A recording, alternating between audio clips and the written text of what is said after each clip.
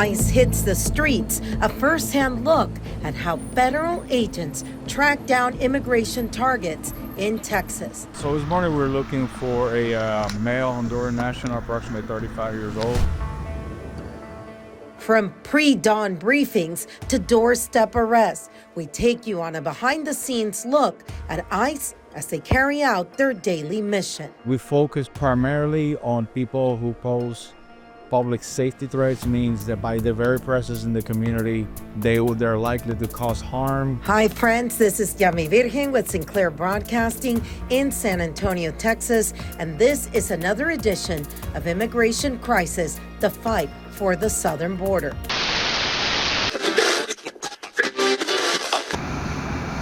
This week, we're taking you inside an operation few people get to see, a ride along with the men and women of ICE here in San Antonio. We started early at 6 a.m. sharp. The sun had not even come up when the head of enforcement and removal operations for ICE gathered his team for their morning to begin. We're public servants. We are employees of the U.S. government, which that means that this is what the American people voted for. Their goal to locate and arrest several immigration fugitives, people with prior deportation orders or criminal records. As the agents did their work, the head of ICE here in San Antonio rode with us. They moved across the city, checking addresses and verifying leads. And while we were out, of course, we did have a woman that pulled up to our vehicle as the head of ICE here locally was standing out on the street. She had a few choice words for him, and he bid her well. It's a side of immigration enforcement that's rarely seen, one that shows the split-second decisions officers are facing every day. And while the work is controversial, it's also tightly regulated with policies meant to ensure that officers act with both integrity and compassion. And when they don't, like a recent video that went viral in New York, the agents are put on administrative leave and are under investigation. The first question for you would be, we saw the exchange right now with a citizen, and didn't ask what was going on. They just immediately started dropping F-bombs on you. Your reaction when you get people that do that? Well, ICE is committed to enforcing the law and protecting citizens' rights, and the person has a right to free speech. So she was free, and she made it very well known to us that she did not agree with what we were doing. And like you said, she had no clue of what it is we were doing. So we respect that, and it's just one of those hazards of the profession. They can express their views. Does not mean we have to agree, but at the same time, we have to respect that. So I just waved her so she can continue driving and wished her have a good day. How difficult is your job right now with the climate? What would you want people to know? Because you guys are still human beings like the rest of us. What would you want people to know about all the people that work for you? Well, what I would like the public at large to know is that we're public servants. We are employees of the U.S. government, which that means that this is what the American people voted for. To have us out in the street enforcing the law, which are laws passed by Congress. So we are doing the duties or discharging the duties of our office. We're not doing anything that is not within the scope of our authorities as officers. And attacking, whether it's verbally and definitely not wanting it to be physical, one of us is not only a crime, but it's counterproductive, because you are attacking, they are attacking themselves. We are out here serving them, serving our constituency, serving taxpayers. So technically they're asking us to serve, they're paying our salaries with their taxes, and then they're attacking us for doing the job they originally charged us with doing. So I just wish people would understand that there is no need for confrontation. ICE officers every day are on the streets enforcing the law, doing the job to the best of their ability, within a lot of times incredible adverse circumstances, for them having to deal with multiple things at the same time. And at the end of each day, as I regularly tell my employees here in San Antonio, they do it without scandals without injury to either alien or officer, and to me that is just great. That's the way it should be, ideally, and they do it every day. So if I would say, what I would say to the people at large, the public that may watch this, is just be mindful that these people work for you. They serve the United States. They serve you. You pay their salaries. They're doing the job that the law enacted by politicians that you elected. They are enforcing those laws. Very true. Wow. Okay. Which is, I mean, in the reality, that is, you're right. Mm-hmm. You guys don't write the laws. You follow what you're told to do. Let me ask you something. For a lot of people, you guys are doing this job. Your families didn't choose for you to do this job. You choose to do this job. I think a lot of people don't understand why they cover their faces. I think, and you correct me and you can say it in your own words, I think a lot of it has to do with the fact also that you have families that have nothing to do with this. Is that? That is an accurate statement. The covering of the faces is not done to throw people off or hide or with any nefarious intent. It's simply we would be less than prudent not to acknowledge that there are nefarious players out there who are interested in harming us or any law enforcement officer for that matter, because they don't agree with what the work or the job that we're doing. That in our system of government, or our way of government, there is a way to express our disagreement. It's called elections and it's called the courts. But attacking the king's agents, as the expression goes, is never acceptable. It's an attack on the king himself, as is an old adage from back in, obviously, the monarchy days. But our families, my wife and I, we knew, we agreed before I took this job many moons ago. So there is an awareness, obviously hoping every day that nothing catastrophic happens, but it's just we will be less than prudent, as I said, if we don't cover our faces, because we know there are people out there who are actively looking to get us on video, get us on picture, and then research information and then seek individuals onto our family members who in turn either protest in front of our homes, vandalize our property, our cars, attack our family members when they're at restaurants or out and about. And while I chose this job, this is my chosen profession, I understand the risks that come with it. My daughters and my children did not. They are the result of the relationship with me and my wife, and I don't believe they should pay the price as any as any child of anybody. If they did not engage in whatever the behavior is that carries consequences, they should not be held accountable for those. So that's the reason we covered our faces, because there are people out there who are intent on hurting us and coming after us. So we have to protect ourselves. It's a matter of safety, not of hiding anything. For you, we just saw one of the stops where the guy had a bullet, a case, on the keychain? Yes. Did he tell you guys that he had a weapon in the vehicle? He did not. And while that is not a crime on its own or in itself, it is a matter of courtesy. I'm a police officer. I'm a federal agent. And when I get pulled over for whatever reason, whether it's a checkpoint for DWI or whether if I'm speeding, whatever the reason is, faulty equipment, one of the first things I'll make it a point to do is let the officer know I am armed and the location of my weapon as it relates to my person. Why do that? So the officer knows I'm on the open up. There's nothing going on here, nothing strange, nothing weird, nothing that presents a danger to you. So at that point, the officer becomes aware. He then instructs what he wants me to do. Reach for your documents, or why are you carrying a weapon, or are you licensed? Yes, I am. No, yes, no, whatever the question is. And then as he wants me to reach for, let's say documents, registration, which is often in the glove compartment of cars, then he can say, reach over slowly, and I can engage in dialogue. And all of it is to ensure the officer that I don't pose a threat to him or her.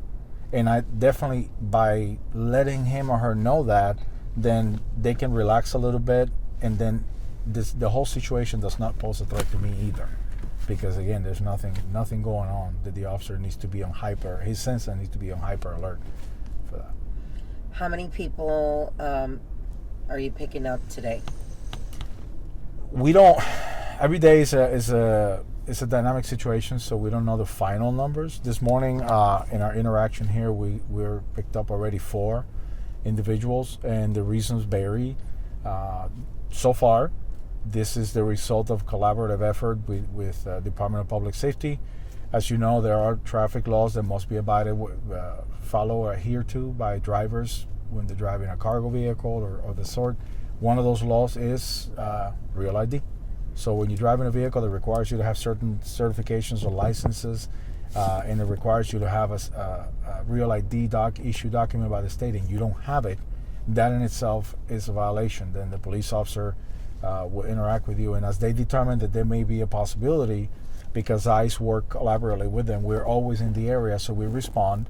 Number one, to support the officer, make sure there's safety in the encounter, and then we step in, review, see if there's any possibility of the person being here illegally and warranting detention. And then at that point, after the state is done with their procedures and whether they're going to issue an infraction or take the person into custody, then we step in and basically process the person, whether we take him into custody or lodge a detainer for a later date to pick him or her up and then process him for removal. With most of the people, then that's the process. Once you guys lay hands on them, it depends on where they're going to end up, right? Yes. Okay. Every case is unique, presents a unique set of circumstances. There is a lot of times we collectively, people like to think that there's a default way of doing things. There's no such thing. Every person brings with him or her a unique set of circumstances, from who they are to medical conditions to criminal backgrounds to nationality, and there's a lot of aspects that must be considered. And when we determine whether we're going to take custody of a person and how we're going to process them, then we have to interview, we have to determine who they are, we have to see the criminality, we need to see what country they're from, we need to see the health condition, where they're at, what medications they're taking. And this is just a sample of a few of the things that we have to consider. Diplomatic relations between the countries to determine if this person warrants detention or if we can allow the individual to pursue their case in a non-detained setting. It's all different. Every case is different. I mean, from age to nationality to gender to medical conditions, to height, weight, injuries that they may or may not have, medications they may be taking at the moment. Every case, every single case presents its own set of circumstances, and every one of them has to be acknowledged and adjudicated on a case-by-case basis. How does it feel, the difference between now and before? Because before you guys didn't have a ton of help. Now you have a lot more help. So how much easier is it for you to do your job now? Well, currently, the Immigration and Nationality Act that gives us our authority to act, it hasn't changed since 1997 when it was enacted. The difference is, depending on the administration at the time, we may be our ability and resources may be curtailed a little bit, or may be released to, I wouldn't say the max, it's just the normal. But by what I mean by that is, for example, during previous administrations, we all heard things like terminology like enforcement priorities, where we can arrest only these people, whatnot. Every administration has that right. They can say, within the broad scope of the INA, we want to focus on this area here, or in that area, and this set of individuals. Now, the current administration removed all that and basically allowed us to enforce the whole scope of the Immigration and Nationality Act. So basically, we prioritize public safety threats, national security threats, individuals who undermine our border control effort, present a danger to the public. However, in the course of prioritizing those individuals, we also have the right and the authority to arrest anybody who is in the United States in violation of law, meaning enter without inspection, overstay their entry, violate their status as a student, etc., etc. Which I find interesting, because a lot of people did not know during the Obama administration, a lot of people were picked up also. So let's not even get into the politics of it. At the end of the day, for you, what is your number one concern? And we're doing this today. There was a shooting up in Dallas at the facility. For you, what keeps you up at night? What makes a day successful? How important is it, of course, for everyone to go home safe at the end? That is the paramount. It's paramount for me. Everybody going home safe at the end of the day. I want to go home tonight, and I want to be a husband. I want to be a father, and I want every one of my employees to go home at night or at the end of their shift and be a husband, a mother, a father, a mother, a brother, a sister to their siblings. So I want everybody to go home safe at night. I also want those in our custody to be safe at the end of the day during each encounter. Every one of those individuals is in our custody, therefore we're responsible for their welfare. And I want to make sure that all of that gets done while at the same time ensuring that we serve the public by keeping them safe, by removing public safety threats and any individual that who, by their very presence in the community, poses a danger to them or their other loved ones, children, and anybody. Who's the most dangerous that you've picked up without a name? Who are the worst of the worst that you've picked up that have been in this country? Well, I mean, I'll share with you too. One reason, it was 2 days ago. We picked up an individual who, citizen of Mexico, who escaped from Mexican jail back in 2011, charged with murder. And we found him here in San Antonio. So apparently he's been roaming the land and mingling with the civilian folks, the community, for all those years. Very inconspicuous too. So we encountered him. We took him into custody. So here we have a murderer in the community, living amongst us, right? And then a few years back, we arrested a gentleman from Venezuela, right around the time that Mr. Maduro became the president of Venezuela. This individual was the head of a crime family in Venezuela, far worse than Tren de Aragua. And he was the crime family was known for one of those, you challenge them or whatever the reason, they'll cut you up in little pieces. So he was arrested. We arrested him here for an immigration violation, but he had a criminal background, which included, of course, murder, racketeering, cartel activity, and weapons trafficking.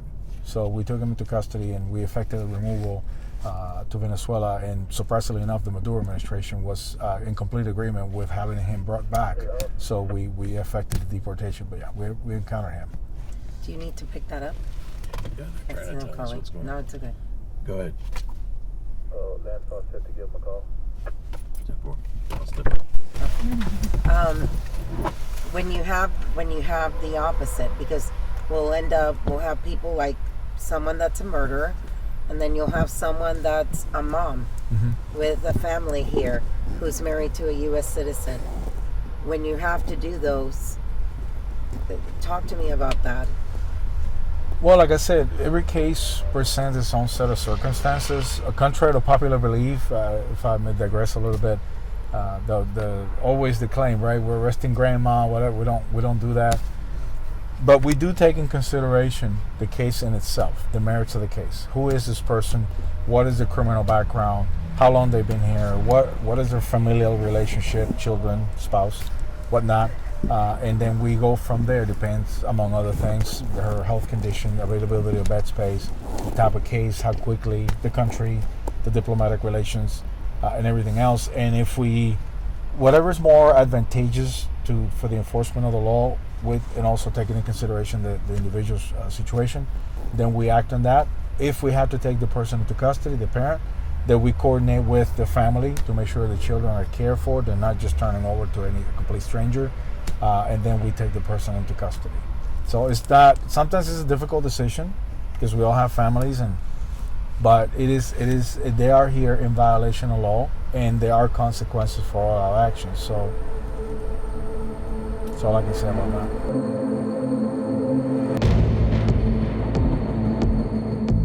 Our thanks to the men and women of ICE, those who do their job with integrity and compassion, and who don't cross the line. Friends, that's all for this edition of Immigration Crisis, the Fight for the Southern Border. I'm Yami Virgin for Sinclair Broadcasting in San Antonio, Texas, where we continue to be the eyes and ears of the southern border. Until next time.